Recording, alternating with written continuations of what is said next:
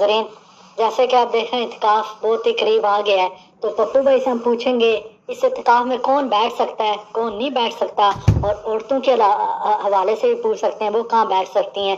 तो पप्पू भाई इस बारे में आप बात और मजीद करें। बहुत शुक्रिया आपका। देखें, इत्काफ एक रहमतों की बारिश में एक अल्लाह ने हमें नेमत दी है। लास्ट वीडियो में भी हमने बताया था। आपका सवाल है कि इत्काफ कौन बैठ सकता है और कौन नहीं। हर आकिल, बालिग, बाशऊर मुसलमान इत्काफ बैठ सकता है। नाबालिग का भी इत्काफ होता है, वो भी बैठ सकता है। यानी जो बाशऊर हो वो बंदा इत्काफ बैठ सकता है, यानी बिल्कुल दीवाना पागल वो जो है वो बंदा इत्काफ नहीं बैठ सकता। उसके इत्काफ की उसको पता ही नहीं इत्काफ के अहकामात क्या है। तो और इत्काफ का बैठने का ये है कि देखें, ये एक सुन्नत मुक्दा कफाया है। शहर से कोई एक बंदा भी इत्काफ बैठ जाए तो पूरे शहर का कफाया जो है वो अदा हो जाता है, यानी पूरे शहर से उसका कफारा जो है अदा हो जाता है।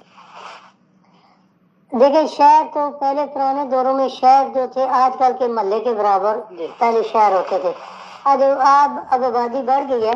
हर महल्ले की मस्जिद में एक बंदे का इत्काफ बैठना यानी सुन्नत मुक्ता अलल कफाया है, एक बंदे को बैठना चाहिए। और आपका दूसरा सवाल है कि औरतों का इत्काफ, औरत इत्काफ अपने घर में बैठ सकती है। एक कमरे में बैठ करके एक कमरे में जगह बना ले जहाँ पर वो अपनी नमाज अदा करे, जहाँ पर वो अपना जिक्र अज़कार करे, मखसूस जगह हो तो वहाँ पर वो बैठ सकती है। पप्पू भाई, क्या औरत दौराने इत्काफ घर के काम कर सकती है?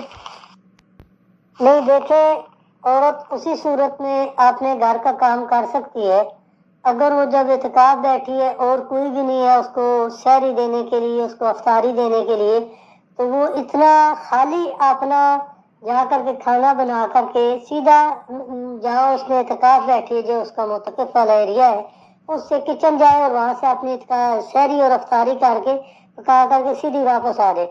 लेकिन किसी भी दूसरे बंदे के लिए कोई भी काम करेगी उसका इत्काफ फासद हो जाएगा। ओके जी पप्पू भाई, बहुत बहुत शुक्रिया। Thanks for